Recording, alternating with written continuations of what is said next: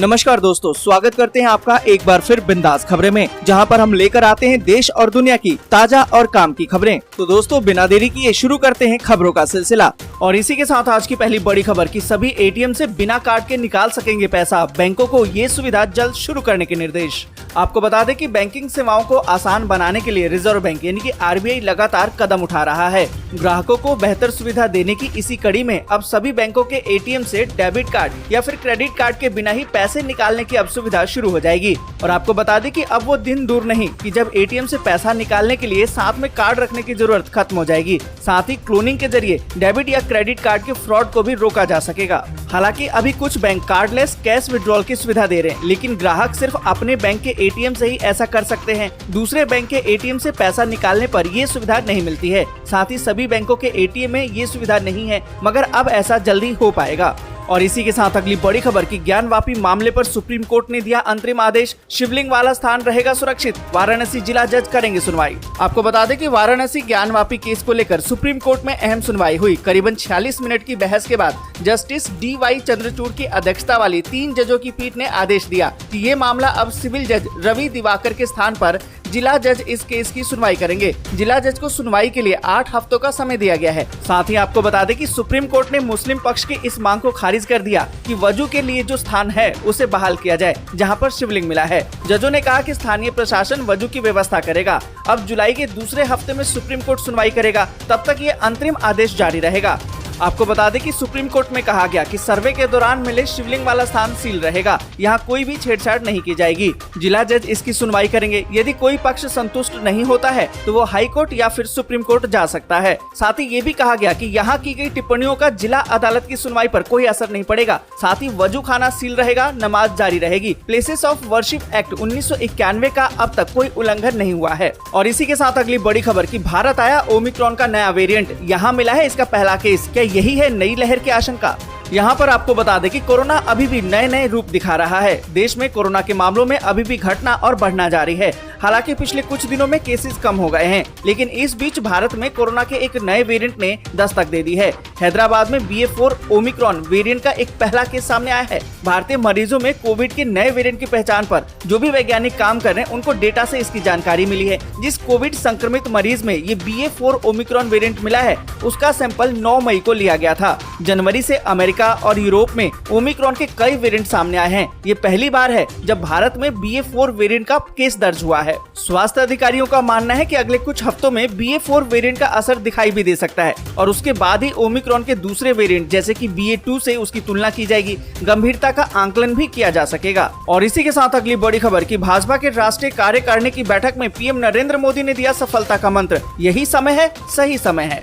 आपको बता दें कि राजस्थान के जयपुर में भाजपा के राष्ट्रीय पदाधिकारियों की बैठक चल रही है। बैठक के दूसरे दिन प्रधानमंत्री नरेंद्र मोदी ने बीजेपी की इस बैठक में शामिल नेताओं को संबोधित किया और सफलता का गूढ़ मंत्र भी दिया। आपको बता दें कि PM ने कहा कि आज देश की जनता भाजपा को बहुत उम्मीदों के साथ देखती है, हमें जनता की उम्मीदों पर खड़ा उतरना है। आपको बता दें कि PM मोदी ने कहा कि आज बड़े लक्ष्यों की तरफ देश बढ़ रहा है, हम अगले 25 साल का लक्ष्य तय करेंगे। देश का उज्जवल भविष्य अब साफ दिखाई दे रहा है, हमें सत्ता का भोग मंजूर नहीं, आज भी हम बेचैन हैं, आतुर हैं। और इसी के साथ अगली बड़ी खबर की जून से अब सभी ट्रेनों में रेलवे मुहैया करवाएगा कंबल, चादर और तकिया। कोविड के चलते लगी थी इस पर रोक। आपको बता दें कि ट्रेनों में सफर करने वाले यात्रियों के लिए एक अच्छी खबर है। AC कोच में यात्रा करने वाले लोगों को अब अपने साथ चादर ले जाने की जरूरत नहीं पड़ेगी। दरअसल रेलवे ने जून महीने से सभी ट्रेनों में कंबल, चादर और तकिया मुहैया कराने की तैयारी कर ली है। इसके लिए रेलवे ने सभी जोनों को जल्द से जल्द ये सुविधा उपलब्ध कराने के निर्देश भी दिए हैं। मौजूदा समय में 529 जोड़ी ट्रेनों में ये सुविधा शुरू हो चुकी है, जबकि कुल 1114 जोड़ी ट्रेनों में ये सुविधा उपलब्ध करवाई जानी है। और इसी के साथ अगली बड़ी खबर की CM मान की स्वास्थ्य अधिकारियों के साथ बैठक, पंजाब की जनता को एक और तोहफा देने का ऐलान। आपको बता दें कि आम आदमी पार्टी दिल्ली की तर्ज पर अब पंजाब के लोगों को भी मोहल्ला क्लिनिक बनाने की दी गई गारंटी को अब पूरा करने जा रही है। इसकी घोषणा मुख्यमंत्री भगवंत सिंह मान ने सोशल मीडिया पर की है। आपको बता दें कि मुख्यमंत्री ने कहा कि पंजाब के स्वास्थ्य मंत्री डॉक्टर विजय सिंघला और अन्य स्वास्थ्य अधिकारियों के साथ बैठक के बाद ये निर्णय लिया गया है। CM मान ने कहा कि वो दिल्ली की तर्ज पर ही पंजाब में भी मोहल्ला क्लिनिक स्थापित करने जा रहे हैं। और इसी के साथ अगली बड़ी खबर की कर्नाटक में भारी बारिश से हाहाकार, अब तक 9 लोगों की मौत, सभी स्कूलों को किया गया बंद।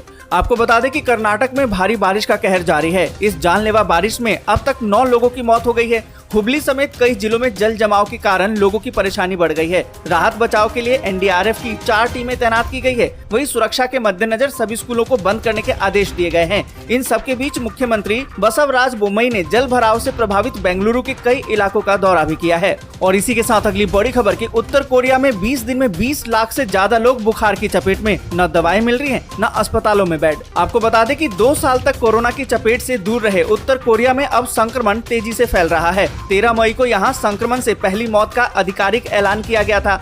तब उत्तर कोरिया के स्टेट मीडिया ने ये कहा था कि देश में 3.50 लाख से ज्यादा लोग रहस्यमयी बुखार की चपेट में हैं। हालांकि इसमें कोरोना संक्रमित होने का खुलासा नहीं किया गया था। अब इस बुखार से ग्रसित मरीजों की संख्या 3.50 से बढ़कर 20 लाख पहुंच गई है।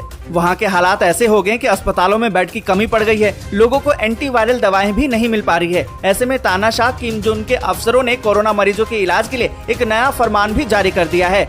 पिछले साल ही जब पूरी दुनिया में कोरोना ने कोहराम मचा रखा था, तब WHO समेत कई देशों ने उत्तर कोरिया को मदद की पेशकश की थी, लेकिन किम जोंग ने किसी तरह की मदद लेने से इनकार कर दिया था। यहाँ पर आपको बता दें कि कोरोना और बुखार के मरीजों के इलाज में उत्तर कोरिया परंपरागत तरीका अपना रहा है।